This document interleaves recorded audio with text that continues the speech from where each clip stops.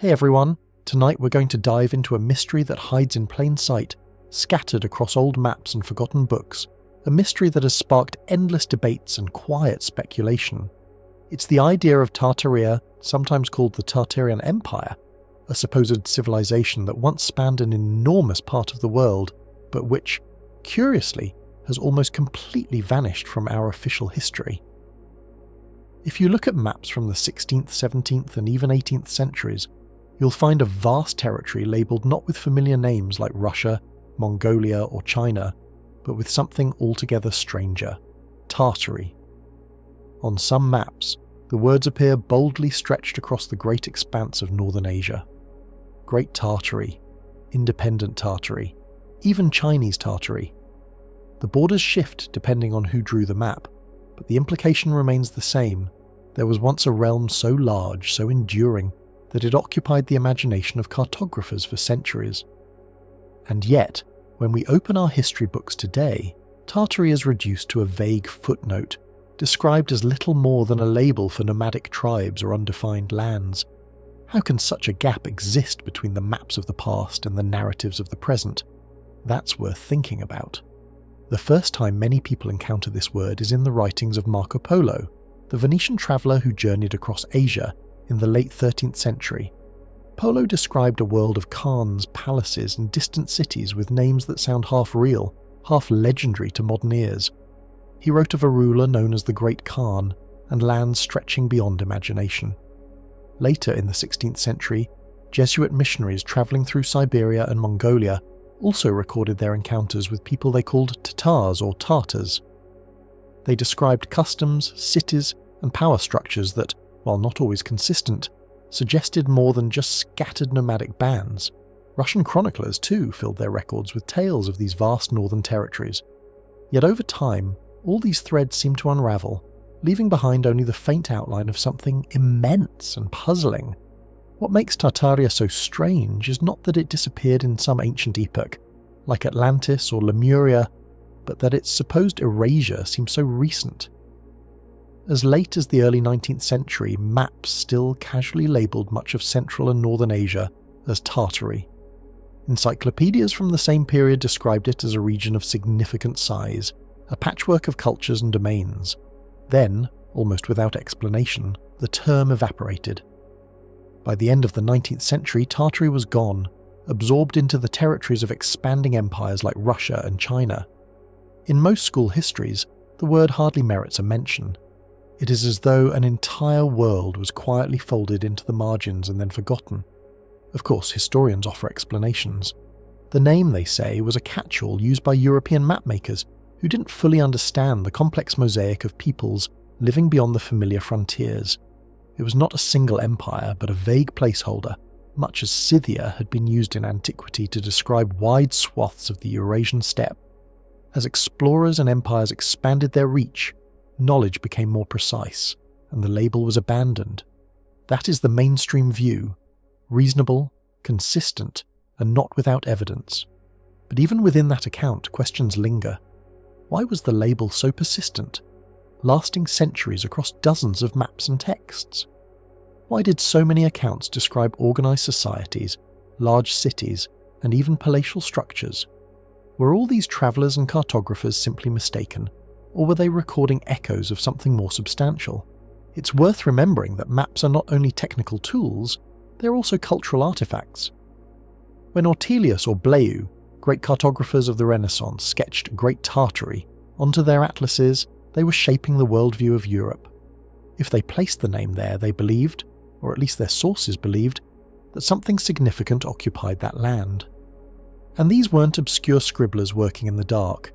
These were the premier mapmakers of their age, drawing from travellers' reports, older manuscripts, and the accumulated knowledge of scholars across continents.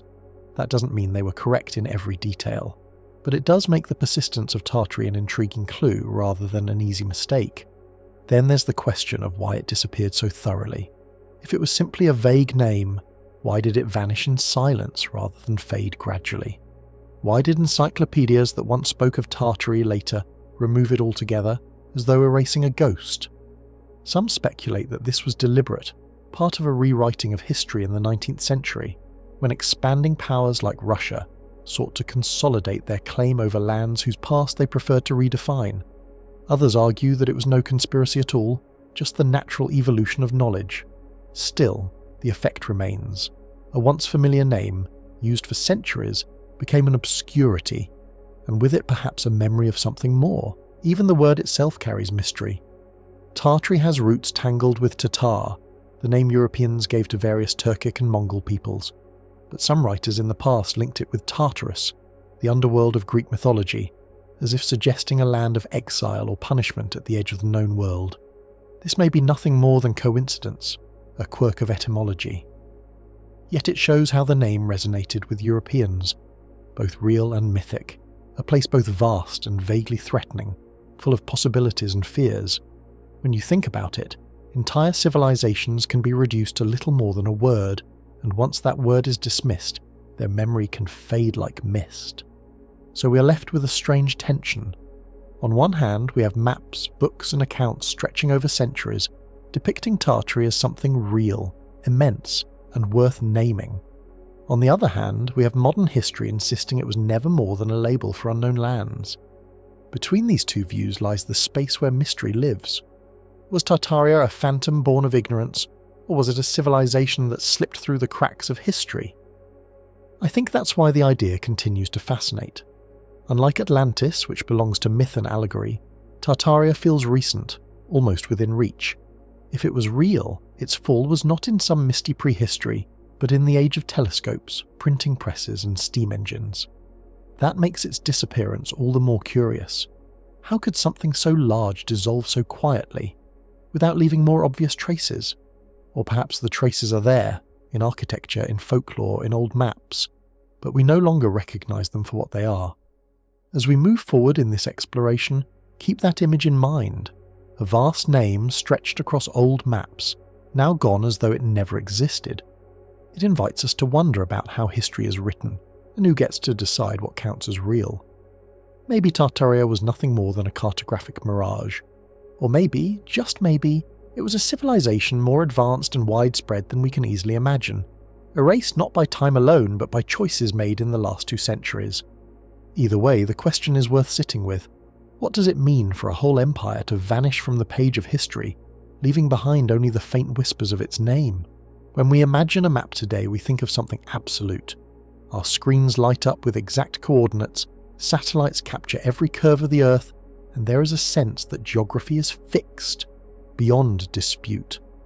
But in the centuries before our technologies locked the world into neat digital grids, maps were different.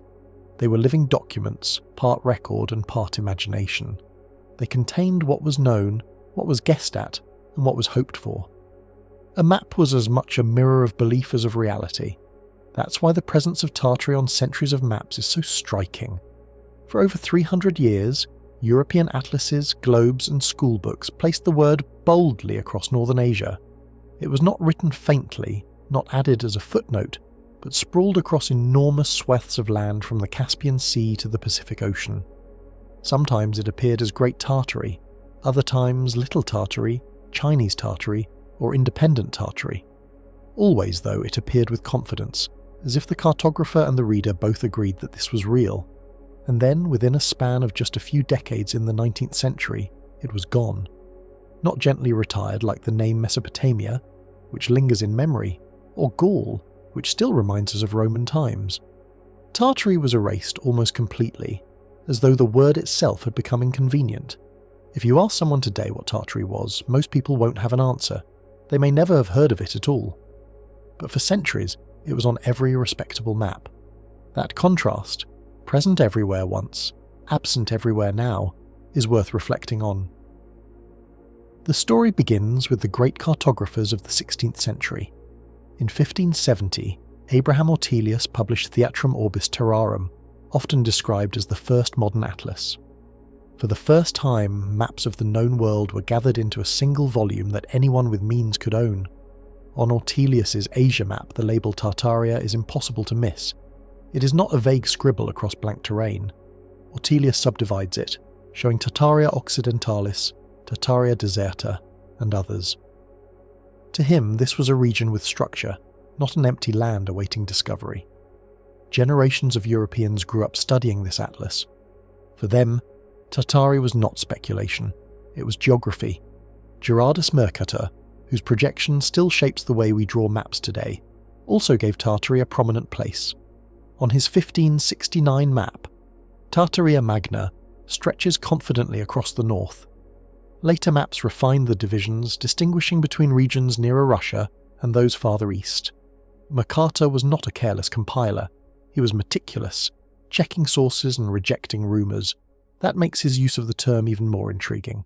For him, Tartary was a fixture of the world. By the 17th century, the Dutch dominated cartography. Joan Bleu's Atlas Maya, a lavish work of art as much as geography, devoted detailed attention to Tartary. It shows Great Tartary in Siberia, Little Tartary near the Black Sea, independent Tartary across Central Asia, and Chinese Tartary pressing against the Great Wall. Bleu's atlas was meant for the elite, for kings and merchants. To present Tartary in such detail was to declare it part of the legitimate world order. It was not some uncertain frontier, it was a recognisable realm, and the pattern continued. French cartographer Guillaume de Lisle, in the early 18th century, famous for refining latitude and longitude, still included Tartary. German cartographer Johann Baptist Homann, whose ornate maps were collected across Europe, labelled it clearly.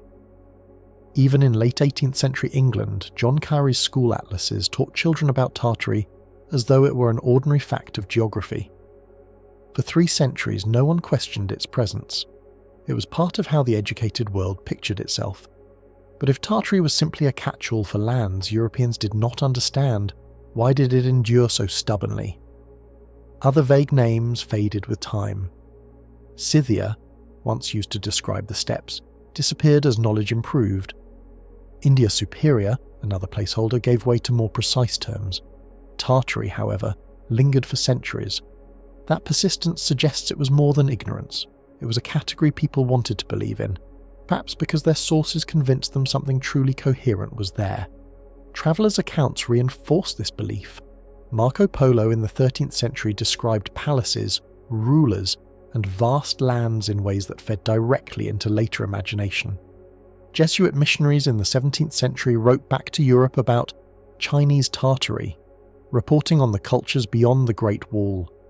Russian explorers sent eastward under the Tsars mapped rivers and settlements, their notes folded into Western atlases. Together, these reports wove a picture of a land that was not blank but inhabited, organised, even civilised. The maps reflected those threads.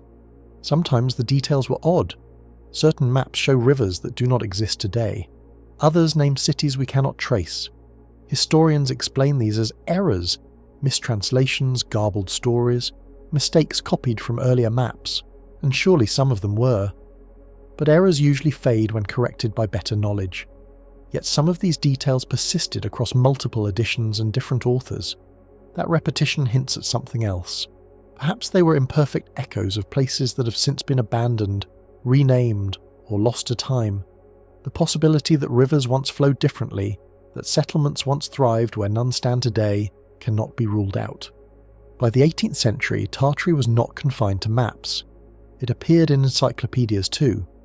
The first edition of the Encyclopedia Britannica in 1771 included a long entry on Tartary, describing its vastness and subdividing it into Little Tartary, Siberian Tartary, Astrakhan Tartary, and Chinese Tartary. Readers learned about its climate, its people, and its borders. To those who turned those pages, Tartary was not a rumour, but a fact of the world. And yet, by the late 19th century, Britannica no longer mentioned it. The silence is striking. A word once central vanished without explanation. The Russian Empire played a major role in this erasure. As Russia expanded eastward, conquering Siberia and Central Asia, it began replacing Tartary with its own terms: Siberia, Turkestan, Kazakhstan. For Russia, recognizing a separate Tartary would have implied that the lands had once been something independent. By renaming them, Russia folded the geography into its own story. The Qing dynasty in China did something similar, referring to the northern lands as frontier regions, never as Tartary. The old name became politically inconvenient. This is where maps reveal their true power. They are not neutral mirrors, They're instruments of authority. To place a name on a landscape is to claim it. To erase a name is to deny its existence. For centuries, Tartary lived on maps. Then the empires decided it should not, and so it disappeared. For the people of the 18th century, though, the disappearance would have been bewildering.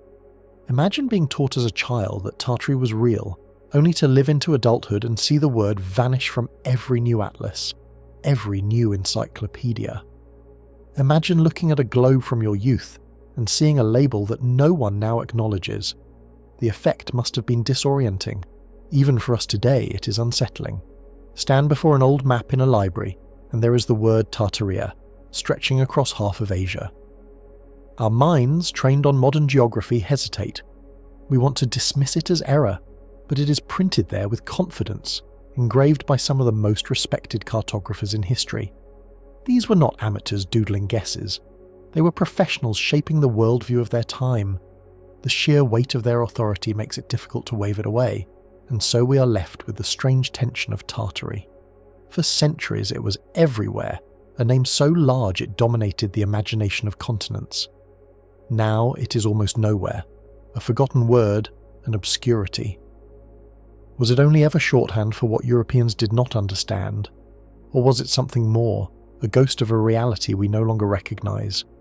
The answer is not simple, but the persistence of Tartary on maps, long after other vague names faded, suggests it carried more weight than mere error. Perhaps it was partly ignorance, partly memory, partly politics.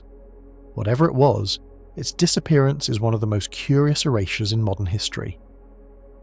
When we look closer at the way Tartary disappeared, the strangeness only deepens. It was not as though maps gradually shaded it smaller and smaller until it was gone. The shift was abrupt. Early 19th century atlases still carried the word boldly. By mid-century it was nearly extinct. That is an unusual pace for a geographic correction.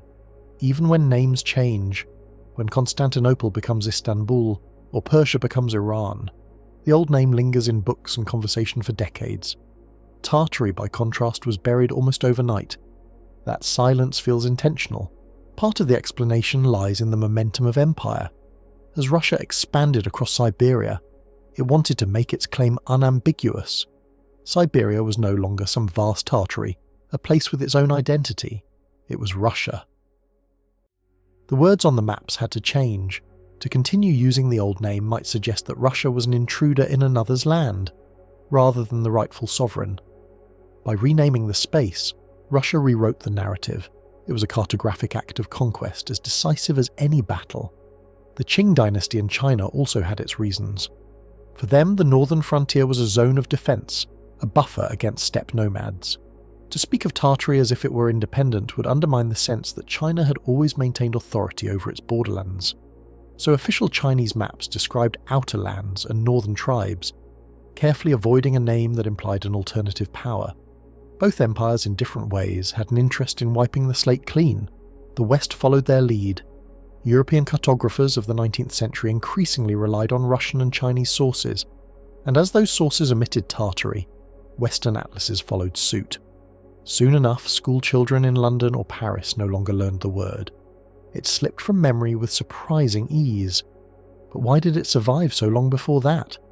Why did it persist through 3 centuries of atlases, globes and encyclopedias if it was nothing more than a vague placeholder? One answer may be that maps are not merely reflections of knowledge but also of imagination.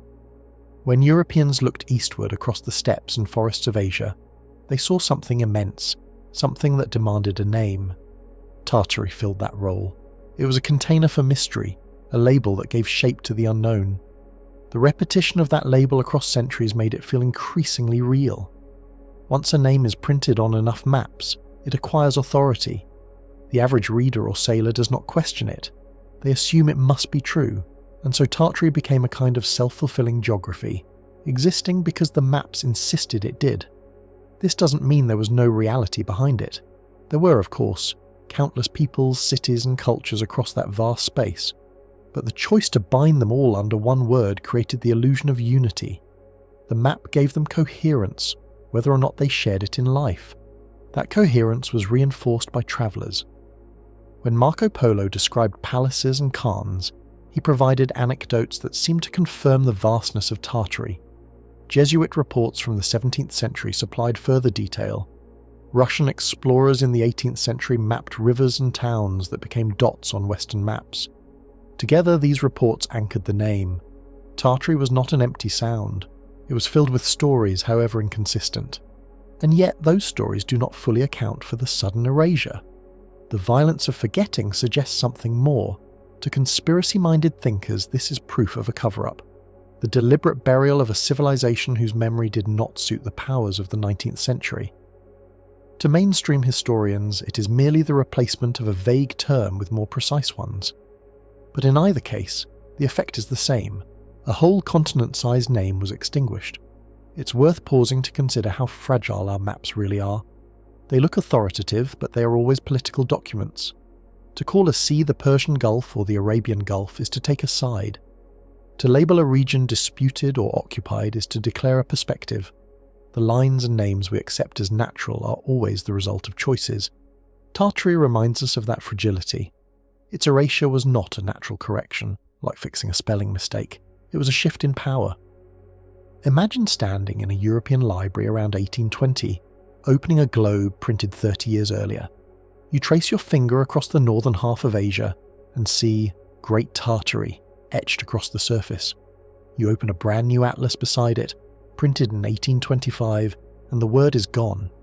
Instead, you see Siberia, Mongolia, Turkestan. The land is the same, but the meaning has changed. One globe tells you there is a vast Tartary, the other insists it never existed. How unsettling must that have been? Even today, encountering those old maps can be disorienting. In museums and archives, the word leaps out, bold and undeniable. Our modern minds want to dismiss it as a quaint error, but the authority of those engravings resists dismissal. These were not back-alley sketches. They were the work of the greatest cartographers of their age, men whose names still carry weight. Ortelius, Mercator, Bleu, Delisle, Carey. If they were wrong together, and wrong for centuries. That kind of wrongness is itself mysterious. Perhaps Tartary was nothing more than a name for lands poorly understood, but names have power. For the people of the past, Tartary was not empty. It was inhabited, structured, and significant. To erase it was not to correct a mistake, but to end a story. And that act of ending, so swift and so complete, leaves us wondering what was lost along with the word. Because names do more than label. They shape memory.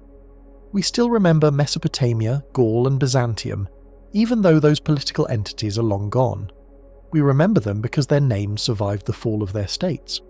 Tartary, by contrast, was stripped of its name, and so the lands it once signified, lands just as real as Gaul or Mesopotamia, slipped into obscurity. When the name was erased, the memory followed. This is what makes the mystery so compelling.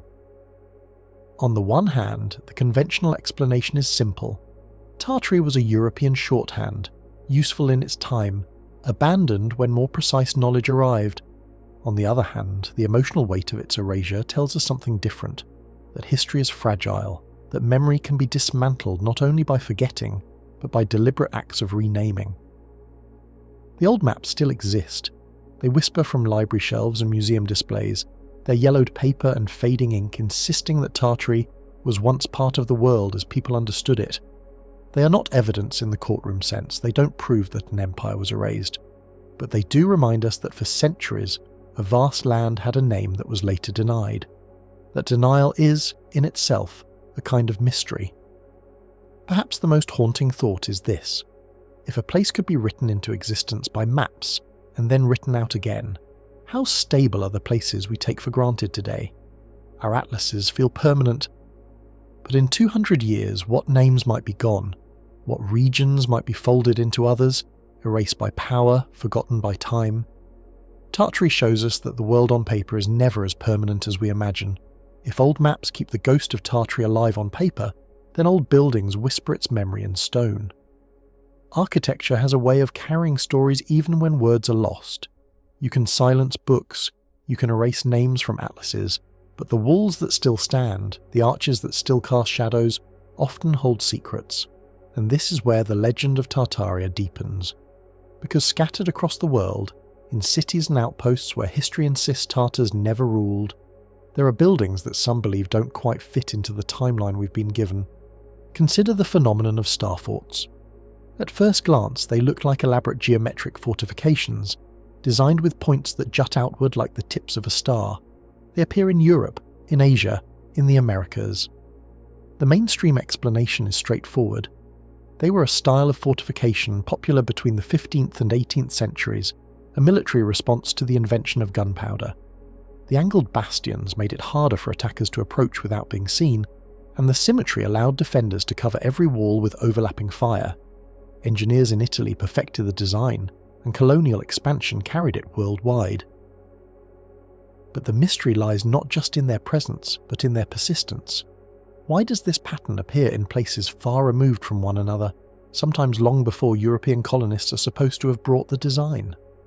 Why do we see similar layouts in regions where official history tells us no such military knowledge should have existed?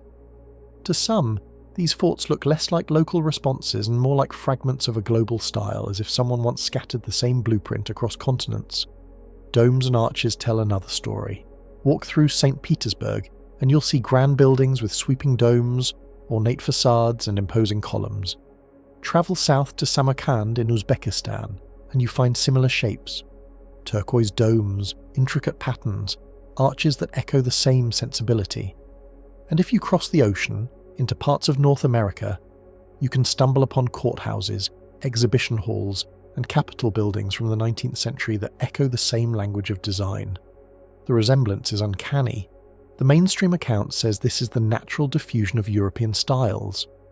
Architects trained in similar traditions carried their knowledge with them, and colonial expansion transplanted these aesthetics. It is a persuasive explanation, but alternative thinkers point to the uniformity as too neat, too consistent. Could all of these structures, they ask, be remnants of a style that belonged not to individual cultures, but to a forgotten global civilization? This is where the idea of Tartarian architecture takes root. In online communities, in fringe history circles, people gather images of buildings from St. Petersburg, Moscow, Tashkent, Chicago, and San Francisco, comparing their symmetry, their domes, their elaborate facades. They point out how many of these buildings appear strangely advanced for the times they were supposedly built, how often official narratives describe them as constructed quickly, and sometimes demolished just as quickly. They argue that what we call 19th century neoclassicism may actually be the last echo of something older, something inherited rather than invented. Star forts again provide a striking example. Their geometry is not just functional but beautiful. The symmetry feels almost artistic, almost cosmic. Some theorists suggest they were not only for defense but also for energy, for channeling forces we no longer understand. That is speculation, of course. But when you see a star fort from above, the way it radiates outward in perfect balance, it does feel as though it carries more meaning than military practicality alone. Then there are the strange cases where star forts appear in places with little strategic value. Small islands, remote coasts, or towns that never saw significant battle. Why invest so much effort into building something so complex where it hardly mattered militarily? Perhaps the answer is simple. Engineers like the design. But perhaps the answer is more elusive. Perhaps these forts were remnants of a network whose true purpose is no longer clear. Architecture has always been a marker of identity. Cultures leave themselves in stone. The Egyptians with their pyramids, the Greeks with their temples, the Romans with their arches. But what happens when a culture is erased from the record? What happens to its architecture then? It doesn't vanish overnight. It lingers, repurposed, renamed, sometimes attributed to others. That is the suggestion some people make about Tartarian architecture, that what we now call colonial or neoclassical may in fact be borrowed from a civilization that was written out of history. Of course, mainstream scholars are quick to respond. There is nothing mysterious about domes, arches, or columns, they say. These were styles revived during the Renaissance, inspired by ancient Rome and Greece, and spread through Europe and beyond. Engineers and architects trained each other, shared books, copied designs. Similarity does not imply a lost civilization. It only shows that ideas travel. But the alternative perspective insists on the sheer scale of the uniformity.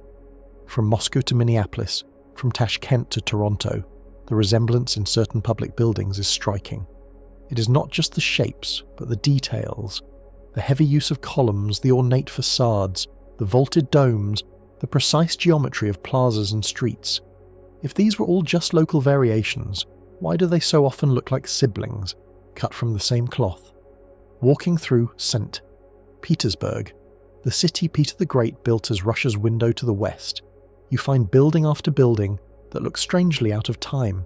Some are explained as quick constructions by imported Italian architects, but the sheer number of them, the scale, the precision, can feel overwhelming. To believers in the Tartarian narrative, these are not creations of Peter's vision alone. They are remnants of a city that had already stood, a city absorbed into the empire's story.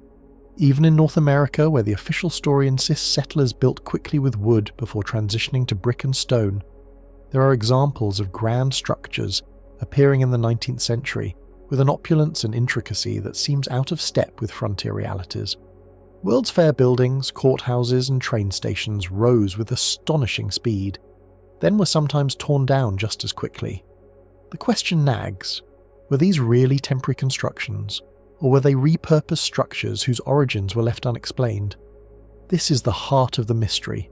Architecture does not lie, but it can be reassigned. A building can outlive the culture that built it. When that happens, the new rulers may claim it, rename it, or even insist they built it themselves. In the case of Tartarian architecture, the suspicion is that what we see today as 19th century marvels may actually be much older, inherited rather than created. Whether or not that is true, the effect is the same. These buildings stir a sense of wonder. Their scale, their symmetry, their elegance invite us to think beyond the narrow boxes of official timelines.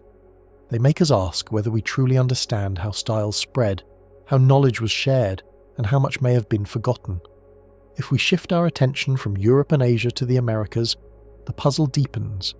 In cities like Chicago, San Francisco, and New York, the 19th century saw the sudden appearance of enormous ornate buildings, courthouses, post offices, exhibition halls. Officially, they were designed by architects inspired by classical styles, constructed rapidly as symbols of progress. But when you walk among their photographs today, the speed and scale of these constructions seem astonishing. Some were said to be temporary, built for world's fairs, then demolished within a decade. The sheer extravagance of building such elaborate structures only to destroy them almost immediately raises questions. Was this really how societies invested their resources? Or were these buildings repurposed, their true origins quietly forgotten? The World's Fairs themselves form a kind of mystery. In Chicago in 1893, an entire white city rose. Vast buildings with domes, colonnades and arches designed to awe visitors. They were supposedly temporary, made of plaster and wood, yet their grandeur rivaled anything in Europe. Photographs show crowds wandering through spaces that look less like exhibitions and more like ancient capitals rediscovered. Within a few years, most of these structures were gone, dismantled or burned. Why pour so much effort into something meant to vanish? To mainstream historians, the answer is simple: spectacle. The fairs were designed to impress for a season. But to others, this seems like a convenient story. They suspect that the fairs were staged around existing buildings, relics of an older civilization rebranded as ephemeral creations. Even outside these fairs, many American cities contain hints of architectural grandeur that feel disconnected from their official timelines. In San Francisco, for example, buildings with domes and columns stood proudly before the 1906 earthquake and fire. Afterward, many were rebuilt or lost, and their origins folded into the narrative of American expansion. Yet the style and finish of some of these buildings look suspiciously consistent with those in Europe and Asia, as if they belonged to a single family of design that had spread much earlier than textbooks allow. One might argue that all of this is simply the influence of neoclassicism. Europe rediscovered Rome and Greece during the Renaissance, carried those styles into the Enlightenment, and exported them during colonization. That explanation is neat, and it fits with what architects themselves claimed. But it also leaves gaps. How did frontiers with limited resources produce structures of such sophistication so quickly? How did design elements remain so uniform across continents and cultures? Why do so many of these buildings seem overbuilt for their supposed purposes, as if their makers had knowledge or intentions we no longer grasp? Some fringe theorists go further. They suggest that these buildings were not just aesthetically advanced, but technologically so. The domes and spires, they argue, may have been designed to capture or channel energy, not just symbolic, but functional. The intricate patterns, the careful alignments, might have been part of a system we have since lost. To mainstream historians, this sounds fanciful. Yet even if we dismiss those claims, we are left with the undeniable fact that these structures resonate with a sense of depth, as though they were echoes of something older than the societies that claimed them. Consider again the star forts. Many have been demolished or built over, but when viewed from above, their precision still astonishes. They are not random defences, they are works of geometry, of art. In places like India, Brazil and Africa, they appear where European colonists supposedly imported the design. But the question nags. Why replicate the same complex form across the globe, often in places where simpler defences would have sufficed? Some argue it was simply the spread of military science. Others sense something more mysterious, the persistence of a pattern older than the empires themselves. What gives these theories fuel is not just the existence of the structures, but the sense of forgetting that surrounds them. Many grand buildings have been destroyed, leaving only photographs or fragments. Others have been remodeled beyond recognition. When explanations are offered, they are often brief, unsatisfying. A courthouse built in record time, a palace erected with resources that seem implausible, a fort abandoned without much use. The gaps in these stories make people wonder if we are missing something larger. Architecture, after all, is one of the most enduring expressions of culture.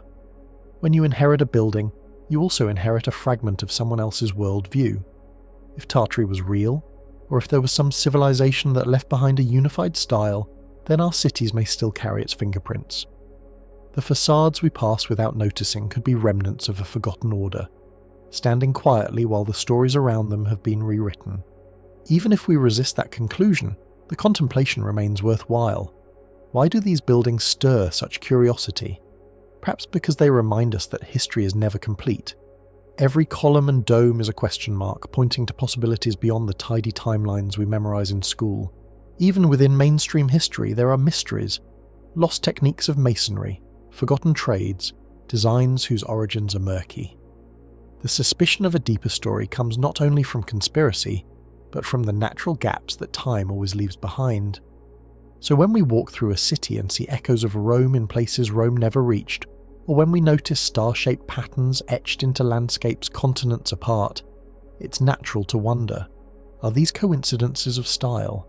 Are they proof of the way ideas travel, or are they the shadows of something greater, a forgotten architecture of a forgotten world?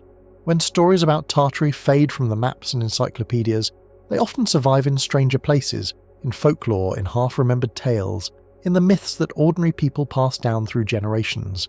And in these stories, we find images that feel both fantastical and oddly persistent.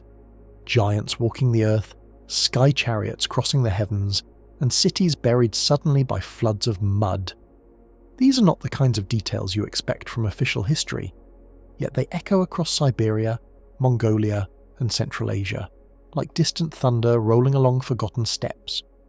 Among the Mongols, tales speak of rulers of enormous size, larger than ordinary men, whose strength allowed them to command armies and build monuments.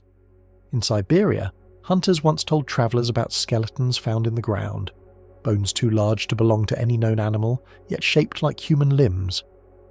Were these exaggerations born of imagination, or memories of something stranger? The idea of giants is not unique to Central Asia. It surfaces in Norse sagas, in biblical accounts, in Native American traditions.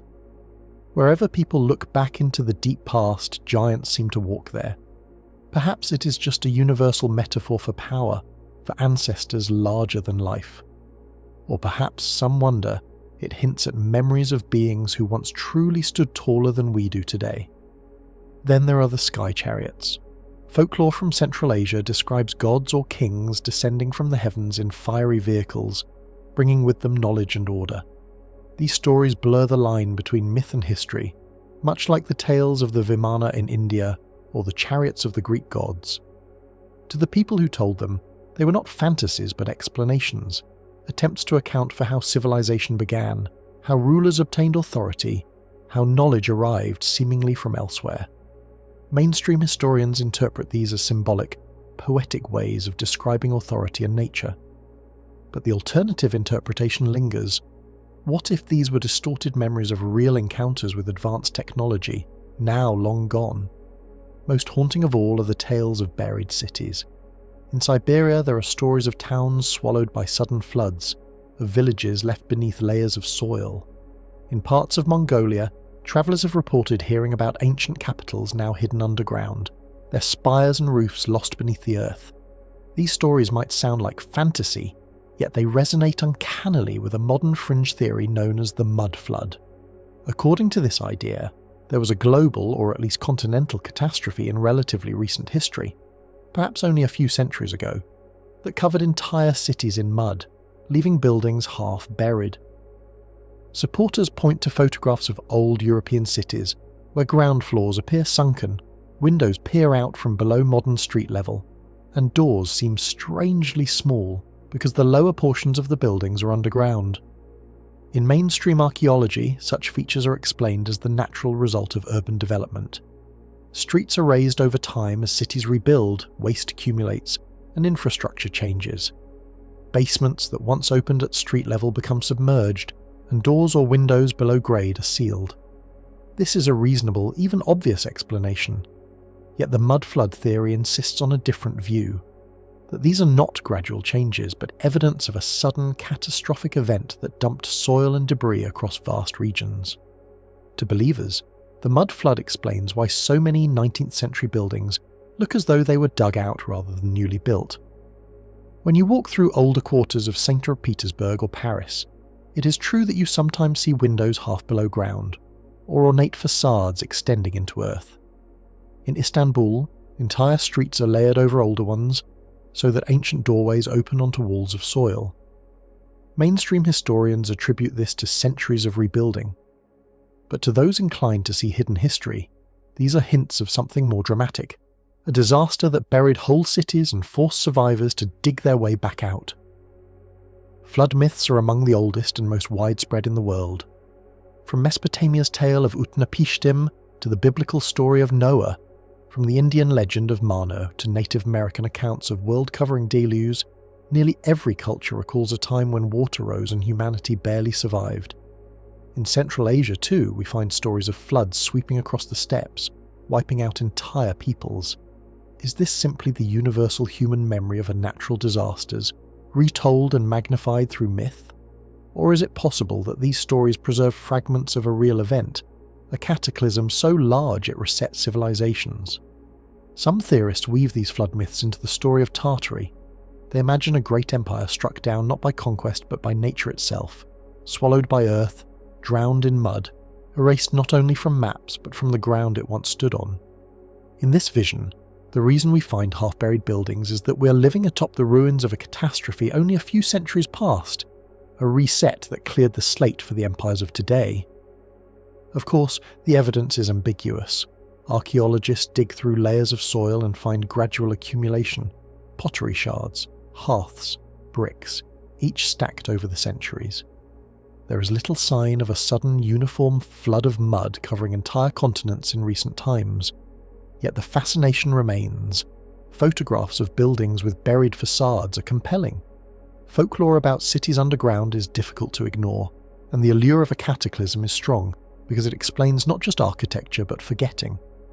If there was a disaster, then perhaps that is why an empire like Tartary vanished so quickly, why its memory was so easily erased. Legends of giants also tie into this narrative. Some stories describe these enormous rulers being buried under mountains of soil, their bones hidden beneath layers of earth. Every so often a report emerges of oversized skeletons discovered in Siberian or Central Asian soil, quickly explained away as misidentified animal bones or as exaggerations. Whether those stories are true or not, they feed into the sense of a past that was larger than life, literally, and violently ended. What makes these myths compelling is not that they prove anything, but that they persist. Across cultures and languages, people remember something. They remember floods, They remember buried cities. They remember rulers of unusual stature. They remember knowledge falling from the sky. Each story on its own may be dismissed as folklore, but together they create a chorus, one that hums faintly beneath the official story of history. And there is something about buried structures that resonates with us on a deep level. When we see a window half below the street, when we walk downstairs to enter what looks like a ground floor, we can't help but wonder, what happened here? Was this always meant to be a basement? Or did the earth rise up and swallow part of the building? The mud flood theory may not persuade scholars, but it taps into a very human instinct. The feeling that the world has shifted beneath our feet, that history is layered not just in books but in the soil itself. As we move deeper into this mystery, it is important to hold both perspectives in mind. On one side, the cautious voices of archaeologists and historians who remind us that cities evolve naturally, that floods are part of life, that myths exaggerate. On the other, the speculative voices who ask, what if those myths are memories? What if the buried facades are not gradual but sudden? What if an entire civilization ended not in conquest but in catastrophe? Between those poles lies the space where curiosity thrives. To think about catastrophe on a civilizational scale is to think about forgetting. If Tartary did exist, then its disappearance might not have been gradual at all. It might have been sudden, violent, and overwhelming. This is where the mud flood theory becomes more than speculation about architecture. It becomes a story about how entire chapters of human history can be wiped away in a single generation, leaving survivors to rebuild without even the time or capacity to remember what was lost.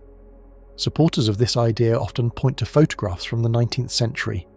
In city after city, you can find images of workers digging out streets, shoveling soil from the base of ornate stone buildings, revealing windows and doorways that were hidden underground. These are explained in conventional terms as infrastructure projects, the raising of streets for drainage, the levelling of uneven ground. But to those inclined toward the mud flood narrative, these photographs are evidence of excavation, not construction. They believe we are not looking at buildings being completed, but buildings being uncovered. Sometimes the details are strange. Why do so many new buildings of the 19th century look weathered in photographs as if they had already endured centuries of time? Why do so many have ground floors that seem designed to be at street level but are now half buried? To skeptics, these are coincidences of photography and urban growth. To believers, they are signs that we are standing on top of something older, something that suffered a sudden burial. In folklore too, the memory of sudden burial lingers. Stories from Central Asia speak of cities swallowed by mud overnight, their towers vanishing beneath waves of earth. Travellers in Siberia recorded tales of whole villages drowned not by water but by soil, as if the ground itself had liquefied. These accounts sound impossible, but modern science knows of landslides, earthquakes, and liquefaction that can swallow towns in moments. Could a chain of such disasters spread across continents have left the traces we now see? Giants reappear in these stories as victims of catastrophe. In some traditions, the great rulers of old were buried alive by the flood of mud, entombed beneath hills that still rise across the steppes. When bones of unusual size were found, whether mammoth remains mistaken for humans or genuine anomalies, they were woven back into the legend. The giants of Tartary, people said, had been destroyed by the earth itself, punished or simply overwhelmed by forces no human could resist. These myths blur with memory. Were they stories told to make sense of strange ruins? Were they allegories for empires that fell? Or were they fragments of something real? An oral tradition remembering an event so massive that it needed centuries of retelling to stay alive? This is the question that lingers whenever we consider flood myths. They may be exaggerations, but exaggerations often start with a seed of truth. Mainstream archaeology points to the layered nature of urban soils as evidence against a recent global mud flood. Cities accumulate debris over centuries. Fires leave ash. Floods deposit sediment. Builders raise streets to improve drainage. Over time, basements become ground floors. This process is visible in countless excavations.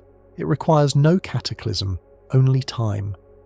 Yet even within mainstream archaeology, there is acknowledgement that disasters do leave sudden layers. Volcanic eruptions, tsunamis, and massive floods can create abrupt horizons in the soil.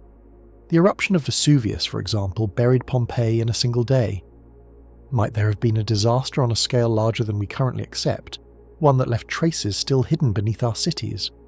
What makes the mud flood theory provocative is not that it is proven, but that it resonates with the human sense of fragility. We know that disasters happen, we know civilizations fall, we know memory is fragile.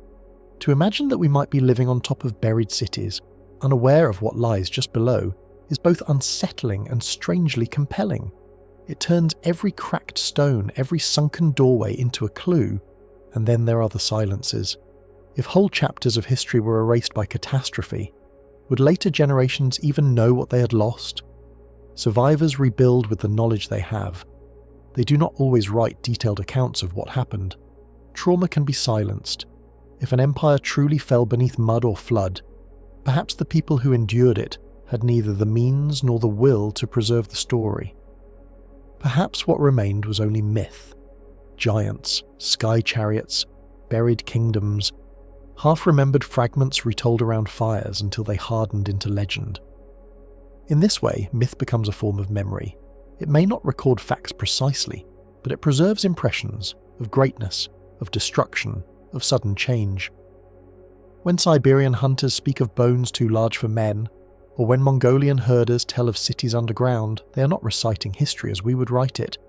They are holding on to echoes, and echoes, though faint, can still reveal the shape of what once was. The possibility of catastrophe also reframes the disappearance of Tartary from maps. If it was only ever a vague label, then its erasure in the 19th century is easy to explain. More precise geography replaced it. But if Tartary was real in some sense, a coherent civilization, or at least a network of cities and cultures, then perhaps it did not simply fade into Russia and China. Perhaps it was destroyed. Perhaps the reason it could be erased so easily from books is that so little was left on the ground to contradict the erasure. The myths of giants, the stories of sky chariots, the tales of buried cities, and the strange anomalies of urban architecture all point in the same direction. That history may hold more ruptures than we admit. That what we call continuity may in fact be a patchwork, stitched over gaps left by disaster. To sit with this possibility is to feel both awe and unease. Awe, because it reminds us how fragile our civilizations are, how easily everything we take for granted could be undone. Unease, because it suggests that even recent history might be less stable than we believe, that resets and erasures could be closer in time than we imagine. The myth of Tartary as a civilization erased by cataclysm may never be proven. Did an empire vanish beneath mud? Did giants once walk the land we now forget? Were the maps that showed Tartary remembering something real, something swallowed by catastrophe? These are questions we may never answer definitively. But perhaps the value lies not in the answers, but in the wondering. The earth beneath our feet is layered with time, and every layer holds a secret. By the early 19th century, the word Tartary was still easy to find. School children in England traced it on wall maps, encyclopedias described it in careful subdivisions, and travellers still spoke of it as a coherent space. Yet within just a few decades the word was gone, not explained, not retired with ceremony, but erased. When people speak of suppression, this is what they mean. Not the loud silencing of a heresy, but the quiet redaction of a memory. The most revealing evidence lies in the way reference work shifted. In the 1771 edition of the Encyclopedia Britannica, the entry for Tartary runs long. It breaks the land into Little Tartary by the Black Sea, Great Tartary stretching into Siberia, Chinese Tartary along the northern borders of the Qing dynasty. It describes rivers, climate, and people. To a reader of the time, Tartary was not speculation. It was as real as Persia or Spain. By the middle of the 19th century, the entry was gone. Later editions moved directly to Russia, Mongolia, and China. The deletion was not explained. It was presented as if the old word had never existed. That absence is itself a kind of statement. Russia had the clearest motive. As the empire expanded eastward, it needed to show that Siberia was not a place it had recently absorbed but a natural part of its dominion. Acknowledging Tartary as something distinct would have left a rival identity lurking in the background. By erasing the name, Russia collapsed the past into its own story. These were Russian lands, Russian peoples, Russian histories. Anything else became unprintable. Britain too had reasons to play along. During the Great Game, when Russian and British agents manoeuvred for influence over Central Asia, both empires benefited from portraying the region as a blank slate, a frontier waiting to be managed by outsiders. To admit that it had once been organised under another banner, Tartary, would have complicated their claims. Silence was simpler. By the time British and Russian surveyors drew their competing maps of Central Asia, Tartary was already absent. Suppression then did not require a dramatic conspiracy. It was built into the machinery of empire. Names that supported power survived, names that challenged it were discarded. Scholars and publishers dependent on imperial patronage followed suit. Within a generation, the official record had shifted, but the speed still unsettles. In less than 50 years, a name present for 3 centuries was extinguished. We often imagine forgetting as slow, a matter of centuries. Yet here was forgetting accelerated, managed almost like an administrative task. The textbooks of the 1820s taught one thing. The textbooks of the 1870s taught another. By the end of the century, a child could grow up without ever hearing the word Tartary. This is where the suspicion of deliberate suppression arises. For those who entertain alternative histories, the abruptness looks less like the natural evolution of scholarship and more like an intentional purge. They point to missing archives, Russian chronicles that once mentioned independent Khanates quietly reinterpreted, Jesuit records that fell out of favour, Central Asian oral traditions recorded and then ignored. Fires and floods too always seem to strike at key moments. The Library of Congress lost its early collections to fire in 1814. The Imperial Public Library in St. Petersburg suffered blazes in the 1850s. Each event can be explained as accident, but to a suspicious eye, they look like opportunities to clean the slate. Even if we accept the mainstream account, the effect is no less striking. The 19th century was an age of national myth-making. Every empire needed a continuous story. Britain cast itself as the heir of Rome, Russia as the eternal guardian of orthodoxy, China as the unbroken Middle Kingdom. To maintain those myths, the past had to be simplified. Complexity, rival identities, forgotten sovereignties, ambiguous names, was inconvenient. Tartary was complexity. Its very presence suggested that another story had once been possible, and so it was removed. This is not the first time such erasure has occurred. Consider the way medieval European scholars dismissed the achievements of African kingdoms, reducing cities like Great Zimbabwe to mysteries, rather than admitting they had been built by locals, or how indigenous American civilizations were described as savages, despite their calendars, roads, and empires. In each case, the goal was not simply to misunderstand, but to reframe. The conqueror's story required the conquered to have no story of their own. Tartary fits into this pattern, but with an extra twist. It was not just diminished, it was deleted.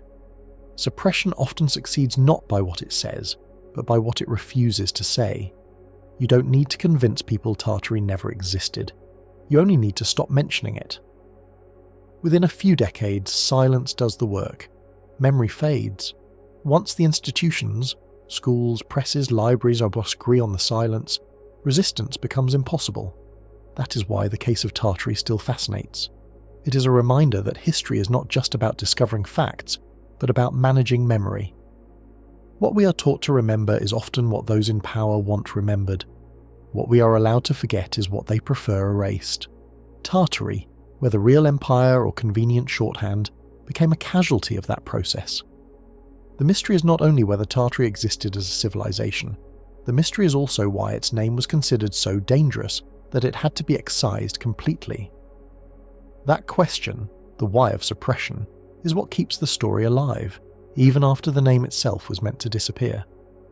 What vanishes from the record often does so not with fire or flood, but with the quiet choices of people who decide what is worth remembering.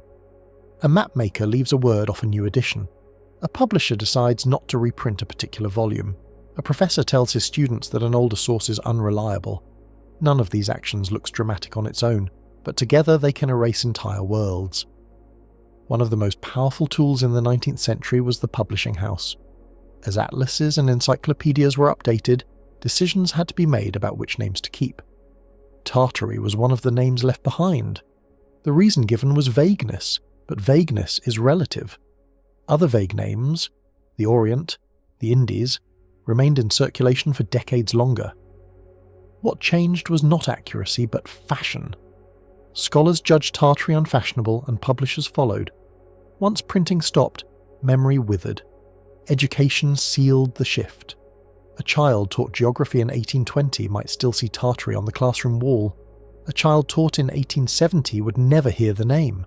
Schools do not simply convey knowledge, they decide what counts as knowledge, and when a name is absent from a child's early lessons, it might as well never have existed. By the time that child grows into adulthood, the silence feels natural. A forgotten word does not feel like a loss. It feels like something that was never there. Language itself was reshaped in ways that made forgetting easier. Peoples once grouped under Tartary were reclassified. The Tatars became a minority inside Russia. Mongols were folded into China's northern frontier. Central Asian Khanates were renamed as provinces, protectorates, or Turkestan. Each shift in terminology chipped away at the coherence of Tartary. A name binds things together. Without it, the pieces scatter. Once scattered, they no longer feel like part of the same story. Even the material remains of the past were reinterpreted. Fortresses, star-shaped earthworks, and monumental buildings were assigned to European colonists or described as imitations of classical styles. A courthouse in America with domes and colonnades became neoclassical. A fortress in Central Asia with uncanny geometry became a colonial outpost. By renaming the structures, historians relocated their origins. Instead of being remnants of something older or larger, they became the products of recent empire. The stones stayed in place, but the meaning was shifted. This pattern is familiar elsewhere. The ruins of Great Zimbabwe were once attributed by colonial archaeologists to Phoenician traders rather than to the ancestors of the Shona people, because the colonial narrative could not allow Africans to have built such grandeur. The mounds of North America were attributed to a vanished mound builder race, rather than to indigenous peoples, because the reality conflicted with European expectations. Reinterpretation is a form of erasure. Tartary may have suffered the same fate, its remnants folded into categories that made sense for the empires of the 19th century. The most effective part of this process was that it did not feel like censorship. A library did not need to lock away old maps, it only needed to stop ordering new copies. A professor did not need to burn manuscripts, he only needed to declare them outdated. The mechanism was subtle, almost invisible, and yet the effect was absolute. Within 2 generations, Tartary was gone. This raises a larger question. How much of our understanding of the past is shaped by similar acts of omission? We assume that history is cumulative, that each generation adds more detail, but often history is selective. Details are dropped, names are retired, categories are revised. What we inherit is not the sum of everything, but the sum of what survived the filters of its time. Tartary was filtered out. In the speculative framework of a reset, this filtering looks deliberate. A disaster, whether natural or engineered, clears the ground. Survivors repurpose what they can, and the institutions that emerge afterward decide which fragments to acknowledge. The past is not only forgotten but reconstructed. The new story does not admit to gaps, it presents itself as continuous. In this light, the erasure of Tartary is not unique. It is part of a recurring cycle in which civilizations vanish not only in stone but in memory. Even if we set aside the reset idea, the implications remain sobering. The 19th century shows us how quickly authority can redefine knowledge. Within 50 years, a name used for centuries was not only abandoned but erased so thoroughly that most people today have never heard it. That speed of forgetting is astonishing. It suggests that our own time is no more secure. If entire regions could vanish from maps in the age of print, what might vanish in the digital age, where records are even more fragile? Already we see signs of how this could happen. Digital archives disappear when companies shut down. News articles vanish behind paywalls or are quietly edited without notice. Search algorithms decide what is visible and what is buried. In a world where most people experience history through screens, forgetting is easier than ever. If Tartary's erasure was managed by publishers and empires, future erasures may be managed by code, and so the story of Tartary, whether it was a real empire or only a name, becomes a parable about the fragility of memory. The question is not only what Tartary was, but why it was allowed to disappear. Was it inconvenient? Was it irrelevant? Or was it simply sacrificed to the needs of empires that wanted cleaner narratives? Whatever the reason, the silence around it shows us how fragile our collective memory can be. Perhaps this is why the idea of Tartary still fascinates. It is not only about the possibility of a lost civilization, it is about the reminder that history is never settled. Names can vanish, stories can be rewritten. What feels permanent today may tomorrow be only a ghost on an old map, waiting for someone curious enough to notice. When people look at the ruins of past civilizations, they often marvel at the scale.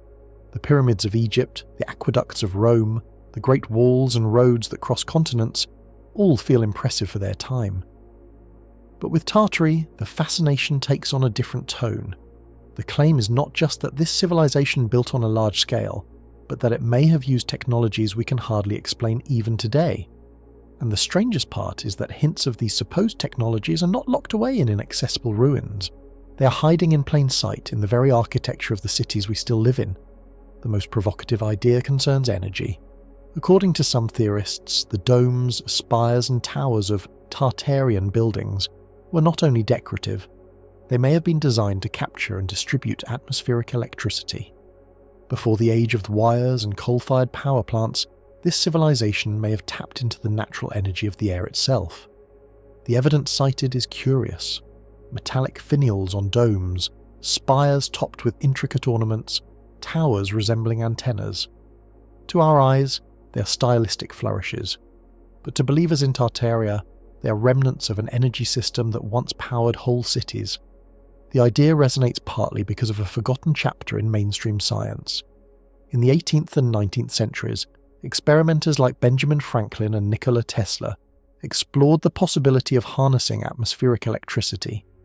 Tesla, in particular, dreamed of wireless power transmitted through towers and domes. His Wardenclyffe Tower in New York was meant to broadcast energy through the earth and sky. It never succeeded on the scale he imagined, but the principle was explored seriously. If such ideas were circulating in the 19th century, is it impossible that older civilizations might have tried something similar in ways we no longer recognize?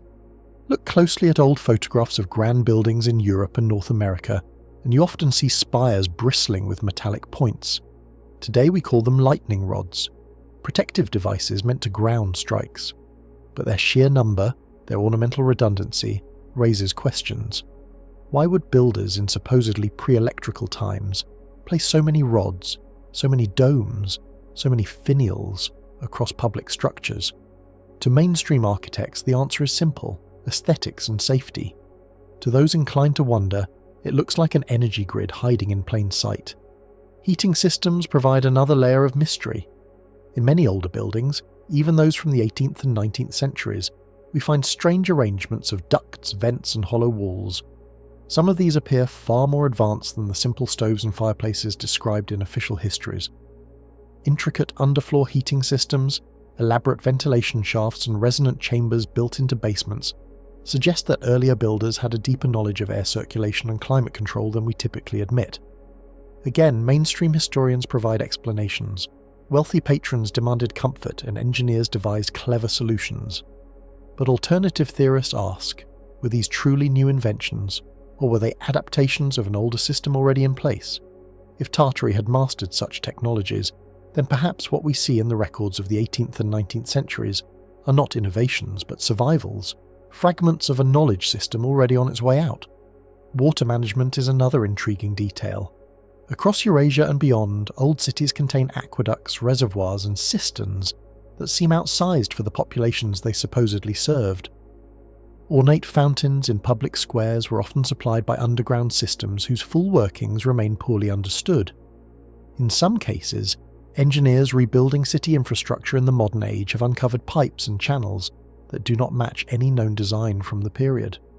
Were these simply overbuilt systems, or were they parts of a larger, integrated technology of water and energy distribution? Perhaps the most controversial example lies in the grand exhibitions of the 19th century, the world's fairs. In cities like Chicago, Paris, and St. Louis, enormous complexes of buildings were erected, many of them in ornate styles echoing domes, arches, and colonnades. Officially, these structures were temporary, made of plaster and wood, designed to awe visitors for a season, and then be torn down. Photographs of the White City in Chicago in 1893 show vast boulevards lined with buildings that look more permanent than many capitals. Within a few years, most were destroyed. To mainstream historians, this was simply a matter of spectacle.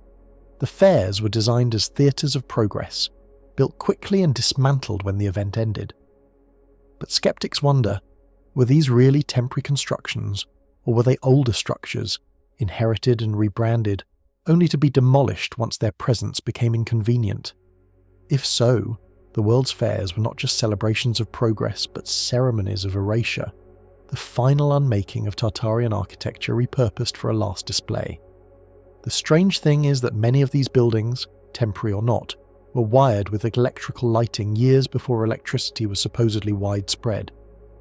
The Chicago Fair of 1893 dazzled visitors with electric bulbs powered by Westinghouse's alternating current, but the sheer scale of the lighting, the speed with which it was installed, and the infrastructure required have led some to speculate that the fairgrounds were not built from scratch. Perhaps they were adapted from an older system, one whose traces were quickly removed. Even without embracing that idea, the fairs illustrate a larger point. The 19th century was not just about building, it was about destroying. Grand structures appeared, impressed crowds, and then vanished almost overnight. We tend to think of history as additive, each generation building upon the last. But here we see subtraction, monuments dismantled, knowledge discarded, technologies abandoned. It makes one wonder how much of what we call progress is actually loss in disguise. Mainstream archaeology resists these speculations, and not without reason. Extraordinary claims require extraordinary evidence, and most of the evidence for Tartarian technology is circumstantial. Old buildings with strange features, photographs with puzzling details, legends of energy and catastrophe. None of it proves the existence of a lost technological civilization. Yet the persistence of these questions suggests that the official explanations do not fully satisfy. There is a gap between what we see with our eyes and what we are told in the books, and in that gap, wonder grows. What does it mean to suggest that Tartary may have mastered technologies beyond its time? It does not necessarily mean that there were flying machines or wireless power grids spanning continents.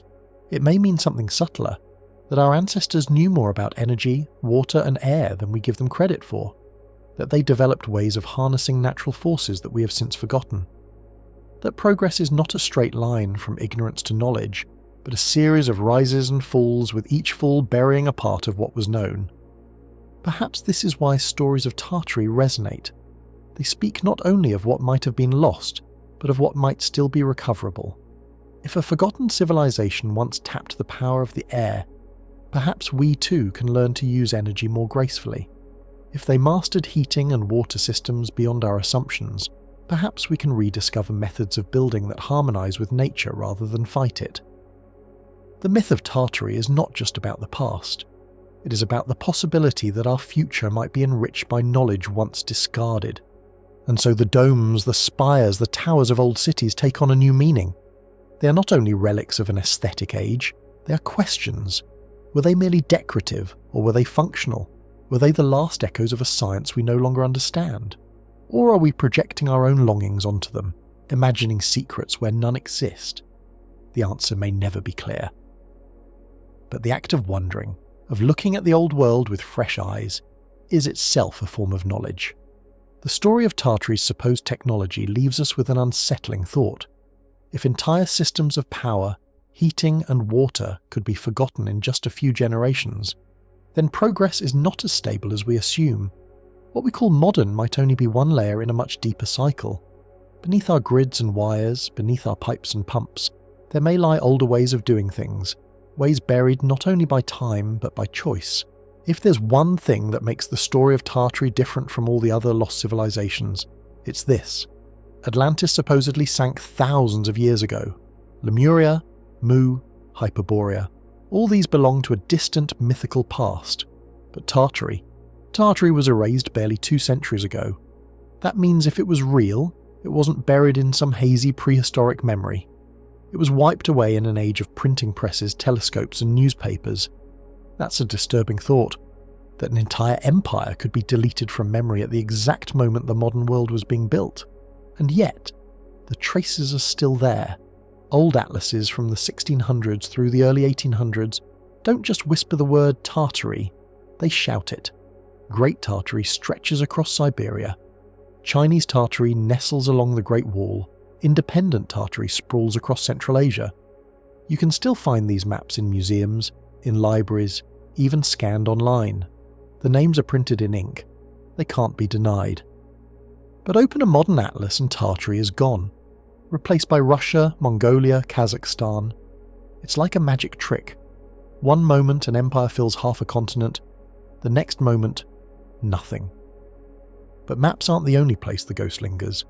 The first edition of the Encyclopedia Britannica, in 1771, contains an entry on Tartary longer than the one on France.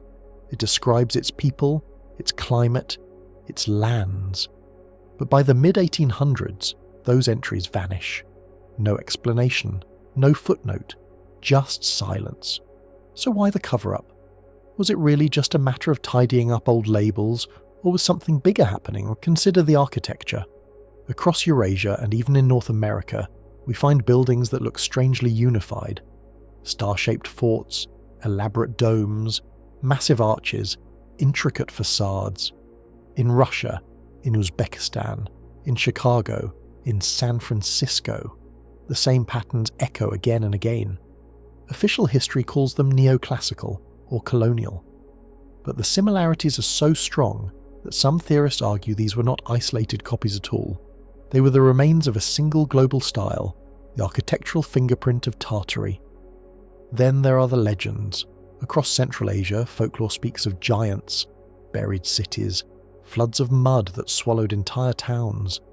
Siberian hunters told stories of enormous bones found in the ground, too big for humans, yet shaped like human skeletons. Mongolian tales describe rulers arriving in sky chariots, descending from the heavens with knowledge. Even if you strip away the exaggerations, the themes are consistent. Something great, something advanced was here and then it was buried. That's where the infamous mud flood theory comes in. Walk through older cities and you'll see it yourself. Windows sunk below street level, doors that open onto dirt, basements that look suspiciously like ground floors. Mainstream archaeology explains this as the natural build-up of streets over centuries. But mud flood enthusiasts see it differently. To them, these aren't basements. They're the buried remnants of a catastrophe that smothered Tartary under meters of soil, forcing survivors to dig out the upper levels and carry on as if nothing had happened. Now put all of this together. Maps that show a vast empire, encyclopedias that once described it in detail, buildings scattered across continents that seem far too advanced for their supposed time, folklore of giants and floods. And then, all at once in the 19th century, a sweeping erasure. By 1850, Tartary doesn't just shrink, it vanishes. That's the real mystery. Not whether an empire existed, but why the memory of it was scrubbed so completely. If Tartary was only a cartographer's mistake, why were the entries in encyclopedias so elaborate? If the architecture was just coincidence, why does it look so uncannily uniform? If the stories were just myth, why do they echo the same themes found in flood legends all over the world? None of this proves Tartary was real, but it does prove the official story leaves gaps large enough to drive a star fort through. One theory says the erasure was simply imperial politics. Russia wanted Siberia to be Russian forever. Britain wanted Central Asia to be a chessboard, not a rival civilization. China wanted the northern frontiers to be remembered as always Chinese. For all three, Tartary was inconvenient, so they renamed the land, retold the stories, and purged the word. Within 2 generations, schoolchildren had never heard it. Memory management 19th century style. Another more dramatic theory is the Great Reset. According to this idea, civilizations don't just rise and fall, they get reset. A cataclysm wipes out an empire. Survivors inherit its buildings, its technologies, and its ruins.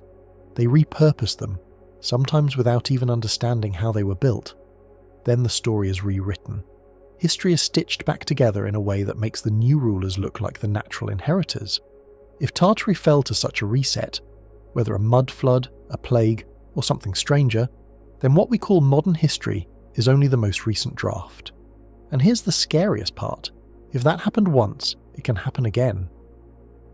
We like to think digital archives and satellites make us immune to forgetting. But think about how fragile our information really is. Delete the servers, alter the search algorithms, rewrite the school books, and within a lifetime, whole worlds can be erased. Tartary isn't just a story about the past, it's a warning about the present. Because at the end of the day, maybe Tartary was never an empire. Maybe it was a cartographic convenience. Or maybe it was the last echo of a real civilization, erased not by time but by design. Either way, the fact that it could dominate maps for centuries and then disappear almost overnight should make us pause. If history can be rewritten that easily, how much of what we know today is secure? So here's the thought I'll leave you with.